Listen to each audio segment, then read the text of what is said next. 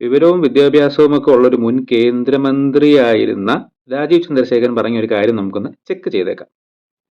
ഞാൻ പേര് പറഞ്ഞില്ല, ഒരു രാഷ്ട്രീയക്കാരൻ ഇന്നലെ ഞാൻ പോഡ്കാസ്റ്റ് കാണുന്നു. അയാൾ വളരെ അഭിമാനത്തോട് പറയാണ്, ഇൻഫന്റ് മോർട്ടാലിറ്റി റേറ്റ് കേരളത്തിൽ ഏറ്റവും കമ്മിയാണ്. നല്ലതാണ്. പക്ഷെ അതിന്റെ അണ്ടർലൈൻ ഫാക്ടർ ഒന്നും നമ്മൾ മനസ്സിലാക്കിയിട്ടുണ്ടോ? ഏറ്റവും കൂടുതൽ യൂത്ത് മൈഗ്രേഷൻ കേരളത്തിൽ നിന്നാണ്. അപ്പൊ യൂത്ത് അല്ലേ കുട്ടികളുണ്ടാക്കുന്നത്? അപ്പൊ കുട്ടികളുണ്ടാക്കുന്ന യൂത്ത് ഇവിടെ മൈഗ്രേറ്റ് ചെയ്യുകയാണെങ്കിൽ പിന്നെ ഇൻഫന്റ് മോർട്ടാലിറ്റി കമ്മിയാവില്ലേ? അപ്പൊ കണ്ടല്ലോ, വളരെ വിവരവും വിദ്യാഭ്യാസവും ഉള്ള ഒരു മുൻ കേന്ദ്രമന്ത്രി പറയുന്ന മണ്ടത്തരം. രാജീവ് ചന്ദ്രശേഖരൻ പറഞ്ഞ ആ പൊളിറ്റീഷ്യൻ, ആ രാഷ്ട്രീയക്കാരൻ ജോൺ ബ്രിട്ടാസ് ആയിരിക്കാനാണ് സാധ്യത. കഴിഞ്ഞ ദിവസങ്ങളിൽ ജോൺ ബ്രിട്ടാസ് ഇതിനെ പറ്റി സംസാരിക്കുന്ന വീഡിയോ ഞാനും കണ്ടിരുന്നു. അപ്പൊ അത് പറയുന്ന ഒരു ഫാക്റ്റ് ആണ്. കേരളത്തിലാണ് ഇന്ത്യയിൽ ഇൻഫന്റ് മോർട്ടാലിറ്റി റേറ്റ് ഏറ്റവും കുറവ്. അത് അമേരിക്കയെക്കാട്ടിലും കുറവാണ്. പക്ഷെ അതിന് ഇങ്ങനത്തെ അണ്ടർലൈങ് ആയിട്ടുള്ള യാതൊരുവിധ കാര്യവും ഇല്ല. ഇൻഫന്റ് മോർട്ടാലിറ്റി റേറ്റ് എന്ന് പറയുന്നത് കേരളത്തിൽ ജനിക്കുന്ന കുട്ടികളുടെ എണ്ണം വെച്ചെടുക്കുന്ന ഒരു ഹെൽത്ത് ഇൻഡിക്കേറ്റർ ആണ്.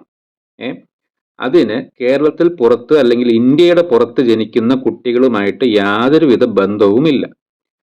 അപ്പം അതിൽ 1000 കുഞ്ഞുങ്ങൾ ജനിക്കുമ്പോൾ അതിൽ എത്ര പേര് മരണപ്പെടുന്നു എന്നുള്ളതാണ് ഇൻഫന്റ് മോർട്ടാലിറ്റി റേറ്റിന്റെ കണക്കുകൾ പറയുന്നത്. കേരളത്തിൽ ഇത് 5 ആണ്. അമേരിക്കയുടെ സംഖ്യയായ 5.5-നേക്കാളും കുറവാണ് കേരളത്തിലുള്ളത്. ഉത്തരേന്ത്യൻ സംസ്ഥാനങ്ങളിലാണ് ഇത് ഏറ്റവും കൂടുതലായി കാണപ്പെടുന്നത്. അതായത് 1000 കുട്ടികൾ ജനിക്കുമ്പോൾ അതിൽ ഏറ്റവും കൂടുതൽ മരണപ്പെടുന്ന കുട്ടികളുടെ എണ്ണം കൂടുതലായിട്ട് കാണുന്നത് ഉത്തരേന്ത്യൻ സംസ്ഥാനങ്ങളിലാണ്. അതിൽ തന്നെ റിപ്പോർട്ട് ചെയ്യപ്പെടുന്നതും ചെയ്യപ്പെടാത്തതൊക്കെ എത്രയാണെന്ന് തമ്പുരാൻ തന്നെ അറിയാം.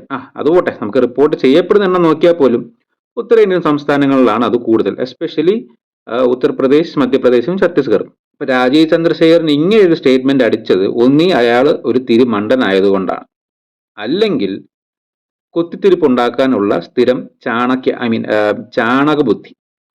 എന്തായാലും BJPയുടെ സംസ്ഥാന നേതൃത്വത്തിന്റെ പ്രസിഡന്റ് ഈ ചാണകബുദ്ധികൾ ആയ അണികൾ അർഹിക്കുന്നത് പോലെ ഒരാളാണെന്നുള്ളതിൽ നല്ല സമാധാനമുണ്ട്.